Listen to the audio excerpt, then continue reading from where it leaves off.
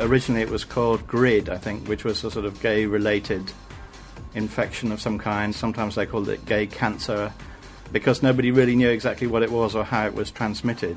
But it became clear that gay men were coming down with this disease more frequently than most other social groups. Sometimes I feel I've got to run away. My name's Peter Christopherson, and with my partner in life, John Balance, who was also known as Jeff, we started a band called Coil.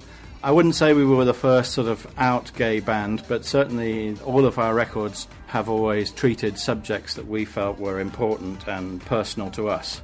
The very first person that John and I knew personally who died of AIDS was a guy called Martin Burgoyne, who was Madonna's assistant.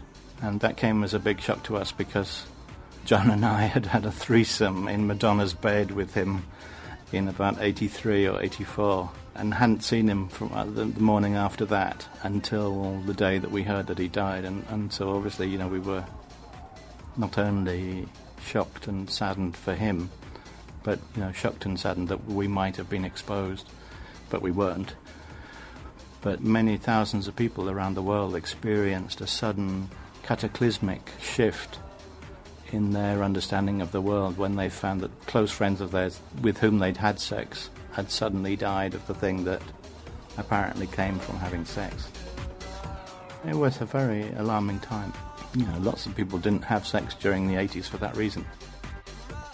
We decided that we would try and do a version of the song that reflected more the kind of dark side of the lyric. The idea that love could be in some way tainted or have a sinister overtone or undertone in the context of a world where sex has suddenly become a fatal activity. It resonates much more with the possibility of one person giving up his life for the love of a second one. It becomes not exactly by suicide, but by giving up everything that he possibly could give.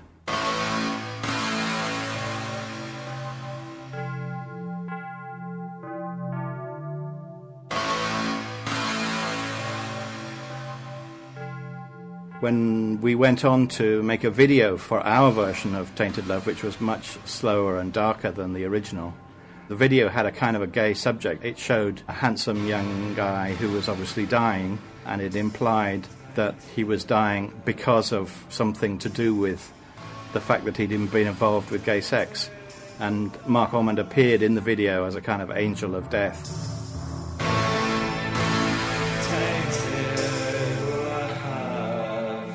Both the single and the video were, I believe, the first to donate the profits to HIV causes.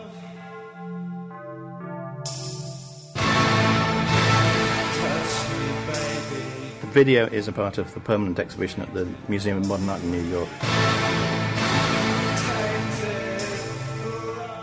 The Coil version of Tainted Love was certainly about suddenly shocking people into realizing that life is tenuous and love even more so.